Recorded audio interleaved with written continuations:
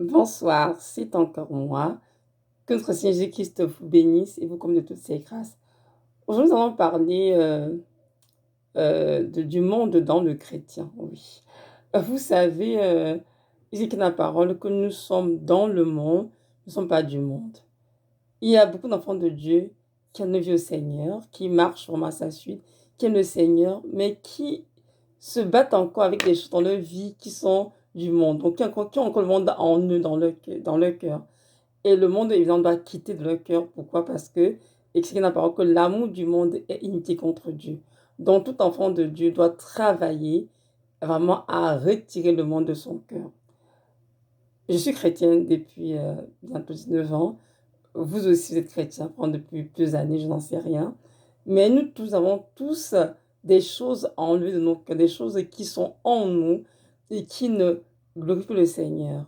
Et nous devons vraiment, comment dirais-je, aller vers lui, demander de l'aide afin que ces choses soient retirées de notre cœur. Vous savez, dans la parole, lorsque nous lisons la sortie des enfants d'Égypte, des enfants d'Israël de l'Égypte, nous voyons bien qu'ils ont été sortis de l'Égypte par le Seigneur. Mais durant la marche dans le désert, pendant 40 ans, beaucoup d'entre eux avaient encore l'Égypte en eux. Et pendant 40 ans, le Seigneur a travaillé à ôter l'Égypte de leur cœur afin de remuer leurs pensées pour qu'ils puissent vraiment se comporter comme des enfants de Dieu soumis à la loi du Seigneur. C'était vraiment très difficile. Donc nous, c'est pareil. Nous sommes dans le monde auparavant. Nous sommes dans le péché, vos tentures de péché.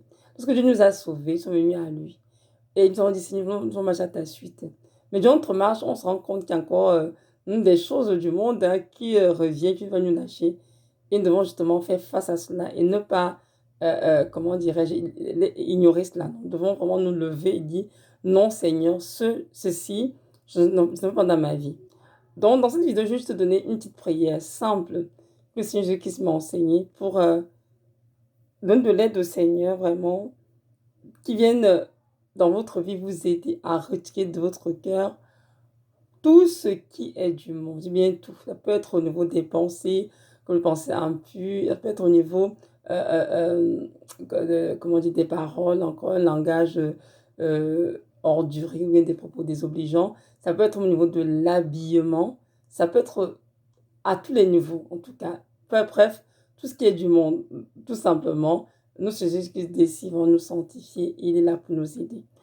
Donc, la prière, c'est ceci.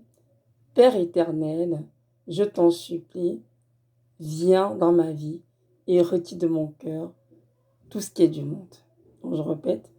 Ô Père éternel, je t'en prie, viens dans ma vie et retire de mon cœur tout ce qui est du monde. Amen. C'est juste ça. C'est une prière très courte, très simple, mais si vous la faites avec foi, avec sincérité, Jésus-Christ va vous répondre, il va tuer votre cœur. Je l'ai fait cette prière.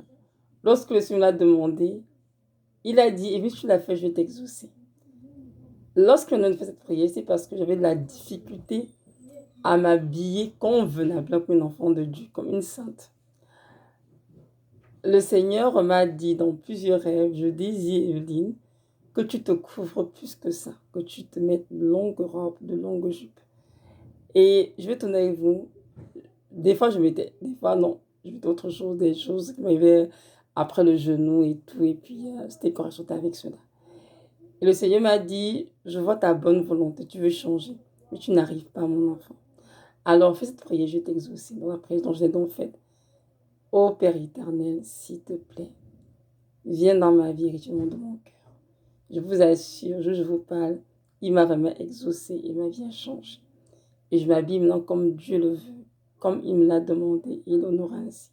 Et je suis très heureuse d'ailleurs. Notre Dieu connaît nos faiblesses, il connaît notre disposition de cœur, il connaît aussi nos forces. Et il sait très bien qu'il y a des choses dans nos vies, nous désirons vraiment les faire plus plaire, mais c'est plus fort que nous. C'est comme si le monde va nous lâcher en fait. Mais si nous allons à lui humblement demander de l'aide, notre Dieu nous l'accordera sincèrement.